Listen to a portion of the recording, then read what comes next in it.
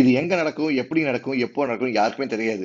ஆனா நடக்க வேண்டிய டைம்ல கரெக்ட்டா நடக்குமா? அதுவும் தெரியாது. என்னடா காலங்காத்தால தலைவர் பட டயலாக்க சொல்றேன்னு கேட்டீங்கன்னா, கிடையவே கிடையாதுங்க. இது ஐசிசி சாம்பியன்ஸ் ட்ரோஃபி. அத பத்தின ஒரு விஷயம் தான் இப்ப நம்ம பேசப் போறோம். பாகிஸ்தான் நடக்கப் போகுதுன்னு ஒரு முடிவு பண்ணிட்டாங்க முன்னாடியே. பிப்ரவரில நடக்கப் போகுது அப்படின்னு சொல்லியாச்சு. ஆனா பிப்ரவரிக்கு இன்னும் தொட்டுவிடும் தூரத்துல தான் நம்ம இருக்கோம். இன்னும் 2 மாசத்துல பிப்ரவரி வந்துற போகுது.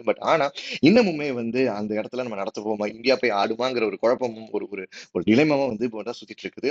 பாகிஸ்தான் அதுக்கான ஒரு ஒரு எங்களுக்கு நஷ்டஈடு கொடுங்கன்னு சொல்லி கேட்டிருக்காங்க. ஐசிசி இல்ல வேற இடத்துல நடத்தலாம் அப்படின்னு சொல்லிட்டு இருக்காங்க. ஹைபிரிட் மாடல்னு சொல்றாங்க. இப்படி ஏகப்பட்ட விஷயம் போயிட்டு இருக்குது. கிட்டத்தட்ட 2017க்கு அப்புறம் ஒரு லாங் கேப்க்கு அப்புறம் ஐசிசி சாம்பியன்ஸ் ட்ரோஃபி நடக்க போகுதுங்கிற ஒரு சந்தோஷம் இருந்தாலும் எங்க நடக்கும், எப்படி நடக்கும், எப்போ நடக்கும்ங்கிறது தான் கிரிக்கெட் ரசிகர் மத்தியில் ஒரு மிகப்பெரிய ஒரு ஒரு ஒரு ஒரு பயங்கரமான ஒரு ஆச்சரியத்தையோ இல்ல ஒரு பதட்டத்தையோ இல்ல ஒரு கேள்விக்குறியோ ஏற்படுத்தியிருக்கு.